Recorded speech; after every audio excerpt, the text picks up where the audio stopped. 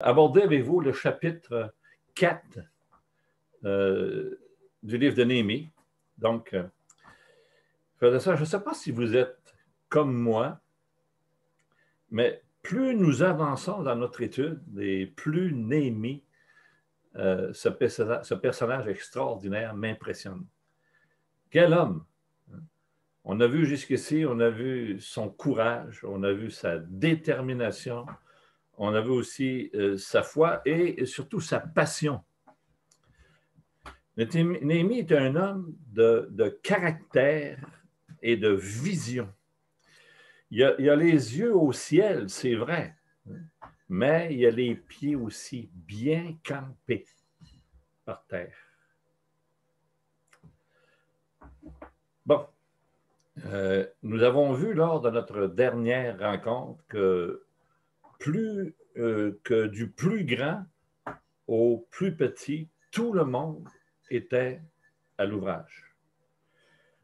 Parce que Néhémie, en fin de compte, avait su les motiver, il avait su leur donner une vision. Donc, tous maintenant avaient cette même vision-là. Tous avaient un même cœur, tous avaient une même unité de vision, donc un même cœur, puis unité de but. Extraordinaire. Tous travaillaient dans la même direction. Et aussi, on a vu que chacun travaillait à la portion du mur qui lui avait été allouée. Et leur leitmotiv, si vous voulez, levons-nous et bâtissons. Tant que les murs sont en ruine, le nom de Dieu est déshonoré. Maintenant, au chapitre 4, on va voir aussi qu'avec les murs, l'opposition aussi s'élève. L'opposition rassemble ses forces. On va lire ensemble, si vous voulez bien, chapitre 4, versets 1 à 3.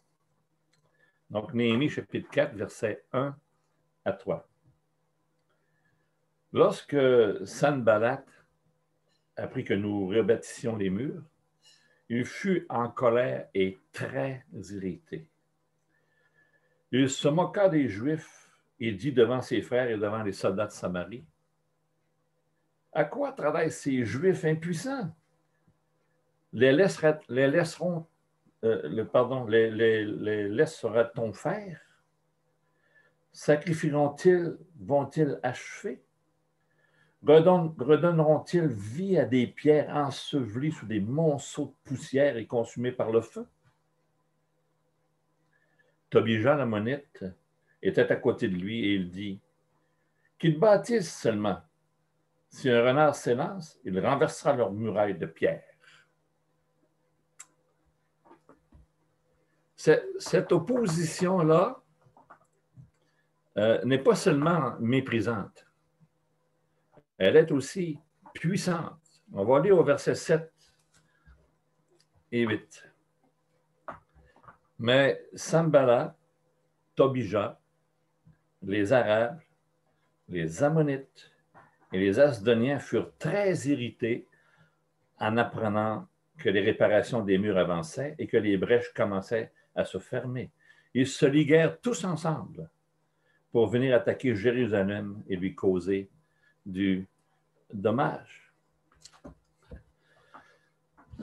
Cette opposition-là est une alliance formidable.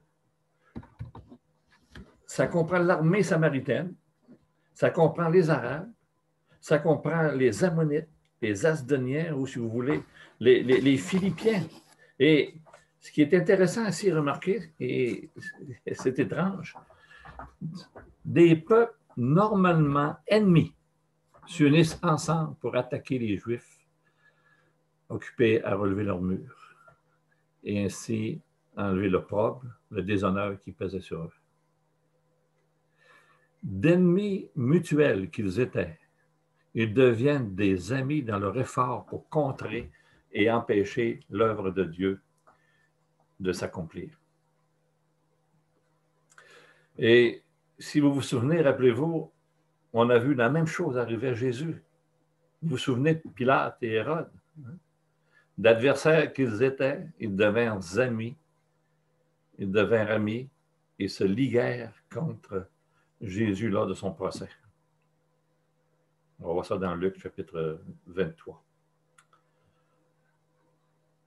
Mais, une chose à ne pas oublier, tout cela n'est que dans l'ordre des choses. C'est normal.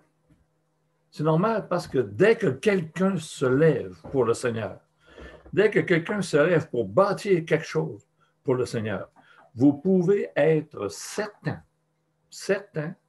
que Satan se lève aussi pour l'empêcher. C'est systématique. Personne n'y échappe. C'est dans l'ordre des choses. Et soyez certains aussi que Satan va se servir de tous les outils disponibles pour le faire.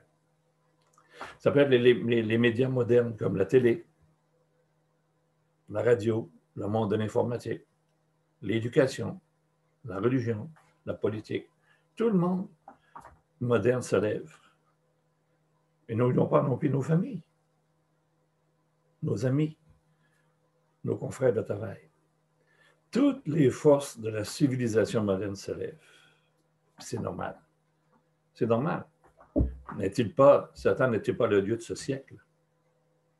Et remarquez la tactique dont il se sert. Et la tactique est toujours la même. Toujours la même. Elle n'a pas changé d'un iota. Alors, elle est très, très efficace. Verset 2.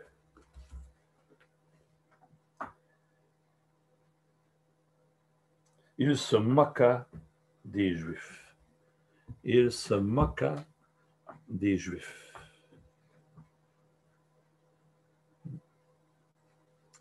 Si un chrétien se lève et veut reconstruire sa vie sur les fondements de l'Évangile, sur Christ, remarquez, tous se lèvent et font quoi? Ils se moquent. Ils se moquent. La tactique n'a pas changé. Toujours les mêmes refrains. Chaque fois qu'un travail pour Dieu est commencé, soit à la maison, soit même dans l'assemblée, dans nos familles, avec nos amis, dans nos milieux de travail, si un chrétien se tient debout, toujours Satan se sert du dédain et de la moquerie pour nous atteindre. C'est pas nouveau. Et vous savez pourquoi? Parce que c'est extrêmement efficace. Personne n'est insensible à la moquerie.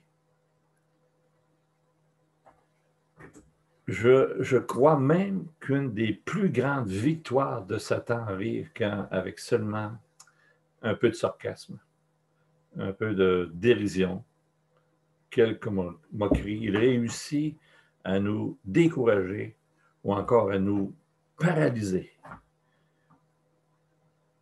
nous rendre en fin de compte inutilisables pour l'œuvre de Dieu.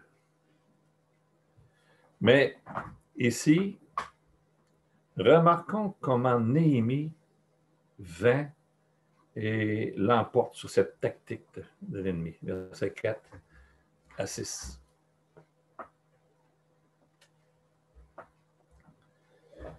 Écoutez, écoute, ô notre Dieu, comme nous sommes méprisés.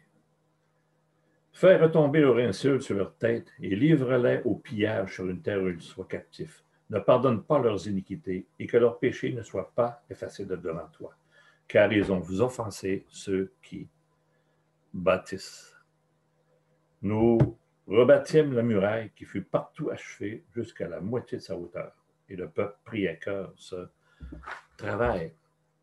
Donc, première chose que Néhémie fait, il prie. Il s'en remet à Dieu.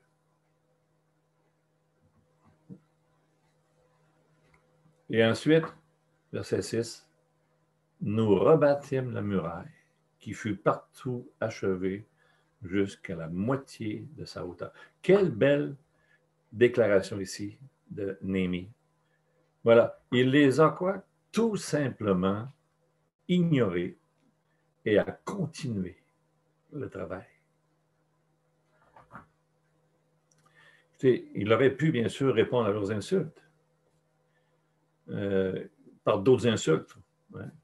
Commencer une guerre de mots, ou encore il aurait pu s'inquiéter et paniquer aussi. Mais non, le travail continue. Nous rebâtîmes la muraille qui fut partout achevée jusqu'à la moitié de sa hauteur. Quelle belle riposte pour les insultes ici.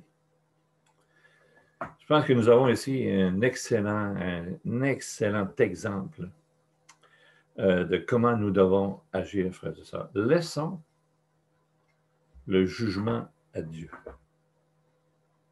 Romains 12, 19. Et continuons à bâtir.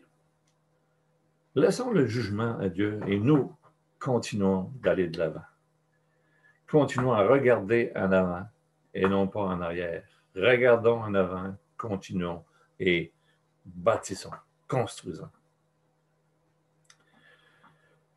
Donc, pour Néhémie, jusqu'ici, tout marche comme sur des roulettes. Tout va bien, c'est OK. C'est OK. Car si on récapitule un petit peu, on se rappelle jusqu'ici, hein, le roi Artaxerxès, bien disposé envers lui, lui a donné tout ce qu'il espérait, peut-être même plus encore.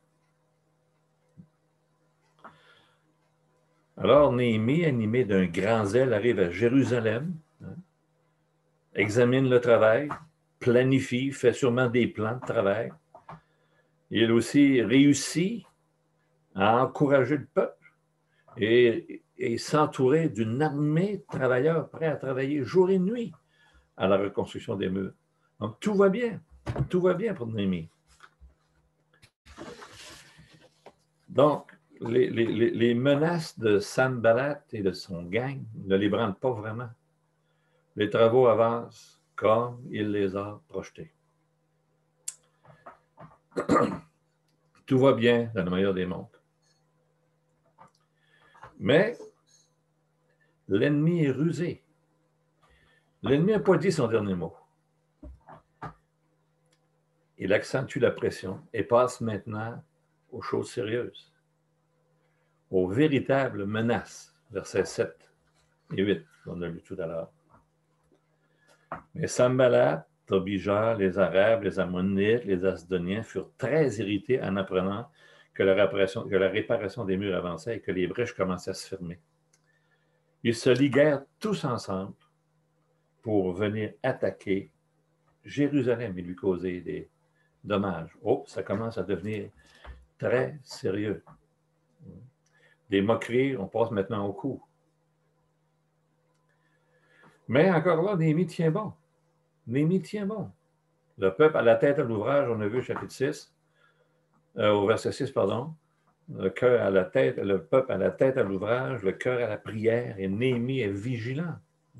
Il établit une garde jour et nuit, afin que chaque section du mur soit protégée de l'ennemi. Pour l'instant, tout continue à bien fonctionner. Tout est sous contrôle. Les travaux continuent. On va lire le verset 9 maintenant.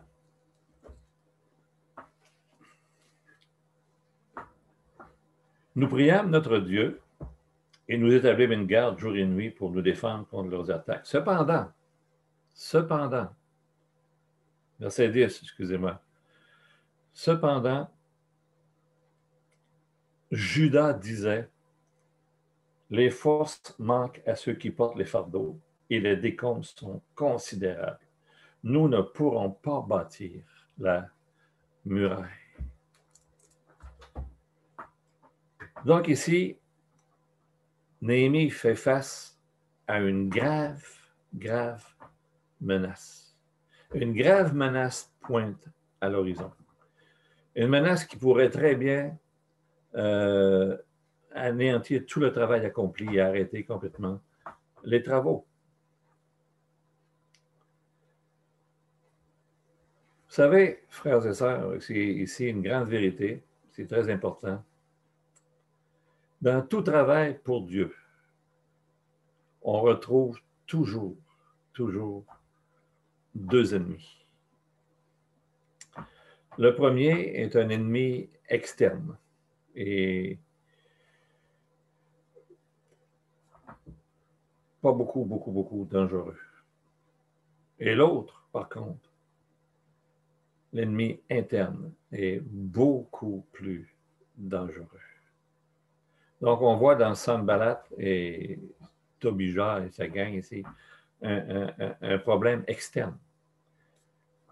Par contre, Néhémie ici doit faire face maintenant à un problème beaucoup plus sérieux, un problème interne, la révolte gronde. Néhémie fait maintenant face à un ennemi redoutable. L'abandon et le découragement interne. Pire encore, ce relâchement-là ne vient pas de n'importe qui. Il vient de Juda. Et Juda, ce n'est pas n'importe qui. Je parle ici, bien sûr, de la tribu de Juda. Et Juda n'est pas n'importe qui. C'est la crème. C'est la crème du peuple. Les meilleurs. Les meilleurs de qui il est dit dans Genèse, hein, ta main sera sur la nuque de tes ennemis. Eux qui ont commencé avec tant de zèle et de conviction, les voilà maintenant découragés par l'ampleur des travaux. Les voilà découragés par l'ampleur des travaux et bien sûr par les menaces de l'ennemi.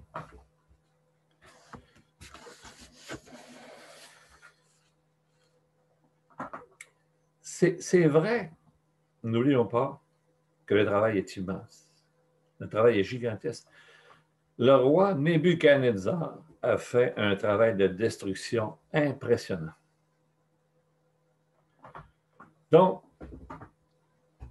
pour Néhémie, pour le peuple, pour les travailleurs, il est impensable de commencer la construction des murs sans tout d'abord éliminer les rebuts et construire sur les fondations originales. Il est impensable de construire sur des décombres, sur les scories. On comprend bien cela, tout le monde. Si les murs devaient s'élever, ils devaient être construits sur des fondations originales, des fondations solides. Donc, c'était un travail d'excavation qui devait d'abord être accompli, d'être fait. Avant même qu'ils puissent construire vers le haut, ils devaient travailler vers le bas. Et ce qui, bien sûr, ralentissait de beaucoup l'avancement des travaux.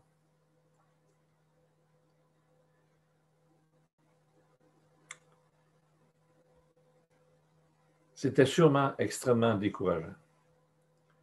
Et toute cette armée prête à attaquer Jérusalem. Mettons-nous un peu à leur place.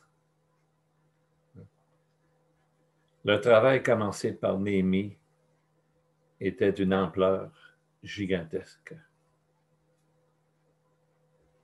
Donc, Néhémie aurait probablement pu aussi penser qu'ils avaient raison. La tâche est impossible. C'est trop difficile. Je sens que ça aurait été facile pour lui de tout arrêter et de retourner à Babylone, à son travail auprès du roi. De plus, imaginez-vous, les paroles de Judas ont dû être extrêmement difficiles à entendre pour Néhémie. Il s'est certainement senti abandonné par ceux de qui il pensait pouvoir se fier. Frères et sœurs, le découragement. Quelle arme puissante entre les mains de l'ennemi.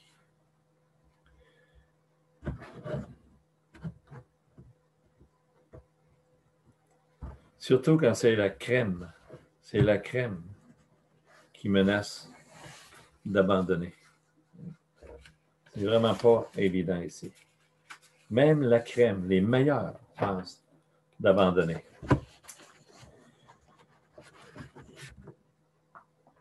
Frères et sœurs, quand ceux et celles qui sont en avant, engagés pour le Seigneur, engagés dans la bataille, se retirent faute de vision, faute de réel fardeau, alors que le travail devient plus exigeant. Et nous ne pourrons pas bâtir la muraille. C'est extrêmement décourageant. Et remarquez ici au verset 6 qu'on a lu tout à l'heure. Nous rebâtîmes la muraille qui fut achevée jusqu'à la moitié de sa hauteur, partout. Avez-vous remarqué une chose? Quand on atteint l'étape du moitié fini, c'est souvent l'étape la plus ardue, la plus difficile. Les murs sont à moitié élevés, les gens sont fatigués, ils ont travaillé fort déjà. L'ennemi le sait. C'est le moment idéal pour lancer les gros canons. Les menaces sérieuses, on a vu. D'ailleurs, Judas en fut la première victime.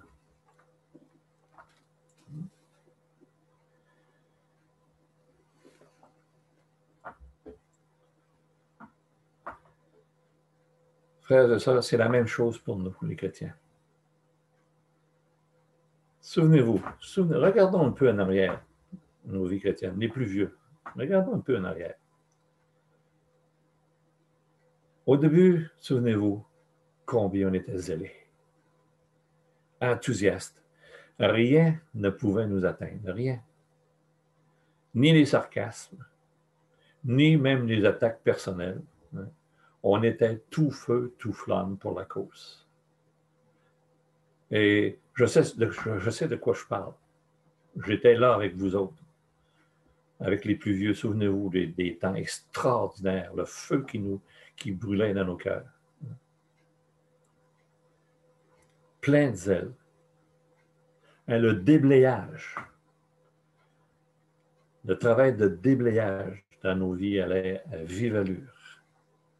Mais avec le temps, ce fameux temps, avec le temps, cet enthousiasme a diminué. Et notre marche chrétienne est devenue plus difficile. Le travail d'entretien et de réparation de nos murs devient de plus en plus pénible. Et voilà, Satan le sait et il attaque. Puis la véritable raison de cette attaque, frères et sœurs, c'est que les murs avancent. C'est que les murs s'élèvent malgré notre fatigue. Satan ne veut pas que nous soyons des témoins, que nous soyons un témoignage pour Christ. Il fera tout pour nous décourager, pour nous faire croire que ça ne vaut plus la peine, qu'il est trop tard même dans nos vies. T'es rendu vieux, on est rendu vieux. Commencer à rechanger des choses, c'est pas facile, il est trop tard. Que le travail est trop difficile, que nos ruines, peut-être, sont trop grandes. Le travail est trop gigantesque. Voilà son attaque. Et il réussit que trop bien. Il réussit que trop bien à nous décourager. Maintenant, regardons comment lui, Néhémie, a réagi à cette deuxième attaque. D'abord, notons une chose. On ne voit nulle part dans tout le texte, dans tout Néhémie, une indication quelconque que Néhémie ait seulement pensé à se retirer, à abandonner. Et vous savez pourquoi? On l'a vu au début. Néhémie n'a jamais pensé à se retirer parce qu'il était certain de quoi? Parce qu'il était fermement certain de quoi? De son appel. De son appel. Il se savait appelé par Dieu. Il se savait là où Dieu le voulait, c'est-à-dire à Jérusalem, en train de reconstruire les murs. Et puisqu'il se savait dans la volonté de Dieu, donc, puisque c'était la volonté de Dieu, il y parviendrait, malgré l'opposition, malgré tout, contre vent et marée, il y parviendrait, parce qu'il savait qu'il était dans la volonté de Dieu, sûr de son appel. Ceci souligne encore une fois, comme je l'ai mentionné déjà au début, au chapitre 1, l'importance, et je vais souligner ça, même pour ceux de mes frères ici, mes amis qui sont dans le gouvernement, les anciens, tout ça, l'importance d'être certain de l'appel de Dieu. Pour Néhémie, abandonner n'était pas dans son vocabulaire.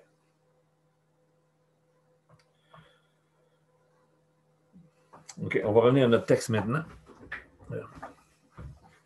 Donc, au moment même où Néhémie subissait toute cette pression, tout en étant conscient de la peur et du doute de son peuple, et tout en connaissant aussi la force de l'ennemi,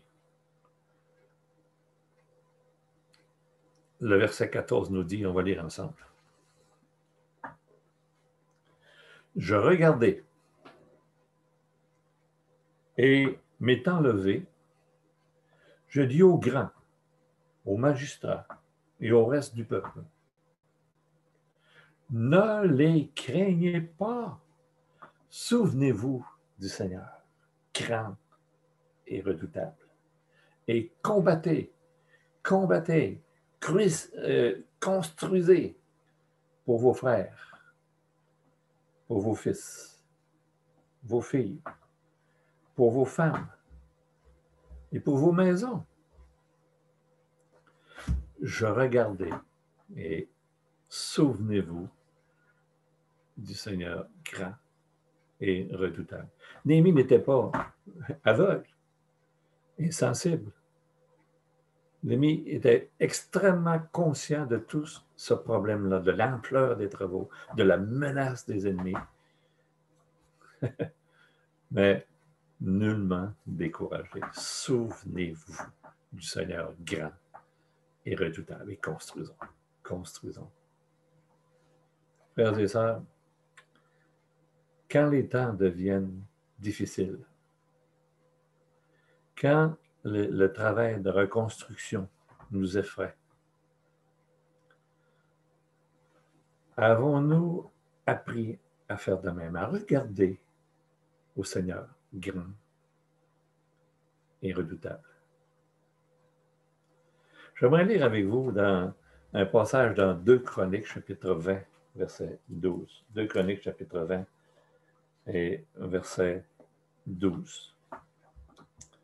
Il est écrit, « Ô notre Dieu, n'exerceras-tu pas tes jugements sur eux? Car nous sommes sans force devant cette multitude nombreuse qui s'avance contre nous, et nous ne savons que faire. Mais nos yeux sont sur toi. Souvenez-vous, nos yeux sont sur toi. » Lorsque les choses se corsent, frères et sœurs, est-ce que nos yeux sont sur lui? Est-ce que nous regardons en haut? Néhémie le fait avec foi. Maintenant, ma crainte ici, frères et sœurs, c'est qu'aujourd'hui, on regarde partout, dans toutes les directions, sauf en haut.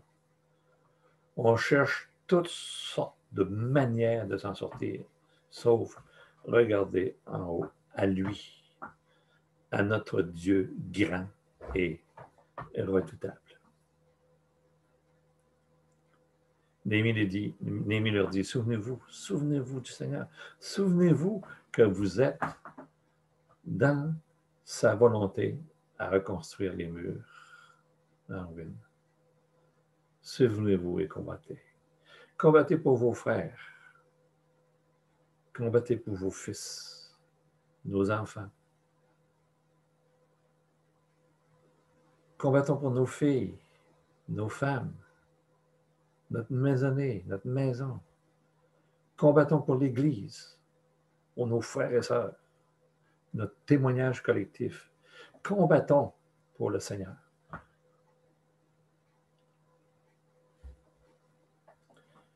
Et comme j'ai dit, vous savez, frères et sœurs, l'ennemi va user de tout son pouvoir pour nous empêcher de construire nos murs. Ce ne sera pas facile, et ce n'est pas facile. Souvent, comme Josaphat nous a dit ici, dans les chroniques, nous ne savons que faire. On est un peu désemparés des fois. Ce n'est pas évident. Nous ne savons vraiment que faire. On n'a pas la réponse. On n'a pas la réponse à tout. Mais nos yeux sont sur toi, Seigneur. Gardons les yeux à la bonne place, frères et sœurs. Gardons les yeux à la bonne place. Gardons les yeux sur notre grand Dieu, puissant, fort et puissant. Maintenant, depuis le début de notre étude, j'ai établi, vous savez, un parallèle entre les murs de Jérusalem en ruine et ceux de notre vie chrétienne à rebâtir aussi. Donc, nous aussi, frères et sœurs, si nos murs doivent s'élever, un travail d'excavation aussi devra être fait afin de construire et ou de reconstruire sur du solide. Donc, tout ce qui nous empêche de construire nos murs, que ce soit les murs de notre âme, donc prière, lecture, dévotion, les murs de notre famille, notre couple, nos enfants, nos frères et sœurs, le mur de notre assemblée, notre assistance à l'assemblée, notre implication, notre témoignage collectif, le mur aussi, bien sûr, de notre témoignage personnel.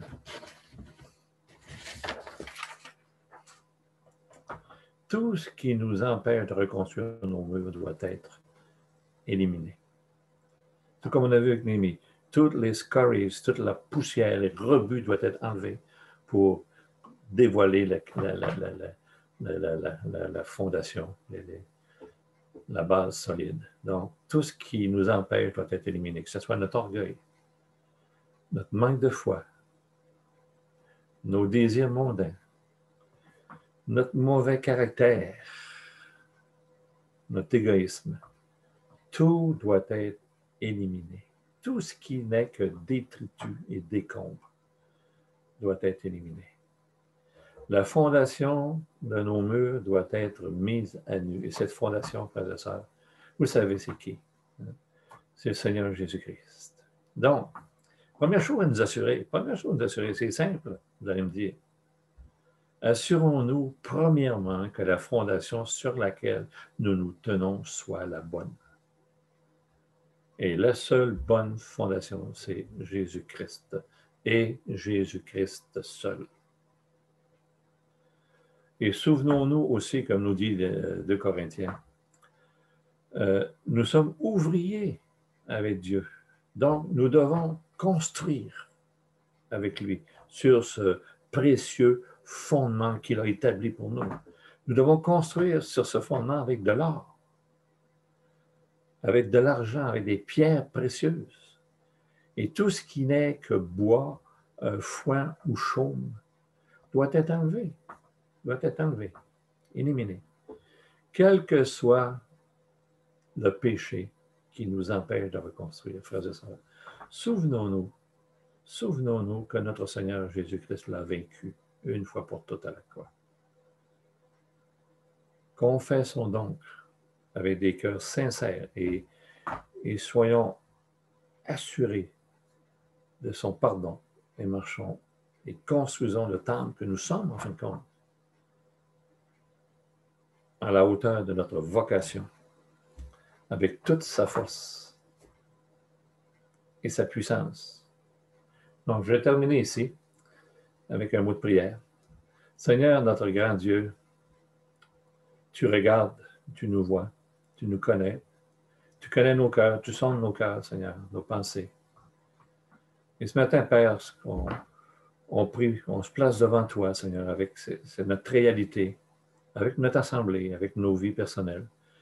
Et combien, Seigneur, on a besoin? Combien on a besoin, Seigneur, d'excaver nos murs, de notre vie, d'éliminer les choses, Seigneur, qui ne sont que du foin, du chaume,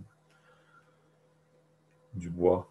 Seigneur, on a besoin, Seigneur, que tu nous accompagnes, que tu nous parles, que tu nous montres, Seigneur, que tu nous donnes des cœurs pour toi, des cœurs désireux, Seigneur, de nous tenir debout malgré les situations extrêmement difficiles dans lesquelles on peut être placé, malgré nos difficultés, Seigneur, malgré l'opposition, malgré les moqueries, malgré les attaques, qu'on puisse, Seigneur, nous tenir debout pour toi, en ayant les yeux à la bonne place, Seigneur, sur toi, notre grand Dieu, redoutable, puissant. Et Seigneur, nous savons que cette demande est ta volonté. Tu veux, Seigneur, faire de nous des hommes et des femmes, Seigneur, puissants, avec un témoignage, Seigneur, pour toi, afin qu'on puisse être une lumière, Seigneur, là où tu nous as placés, Seigneur, qu'on puisse briller comme un flambeau dans le monde, portant la parole de vie, Seigneur. Donc, Seigneur, bénis chacun d'entre nous ce matin, bénis notre assemblée, bénis mes frères, mes sœurs, bénis chacune de nos personnes, de nos vies, Seigneur, et qu'on puisse y réfléchir, Seigneur, qu'on puisse garder les yeux sur toi et travailler, Seigneur, et continuer à travailler et à grandir, Seigneur, pour toi, pour ta gloire, pour notre témoignage collectif, Seigneur, pour notre assemblée, pour notre Église, pour nos frères, pour nos sœurs, pour nos enfants, Seigneur, afin d'être un témoignage puissant pour toi, dans ta gloire. Au nom de Jésus-Christ. Amen.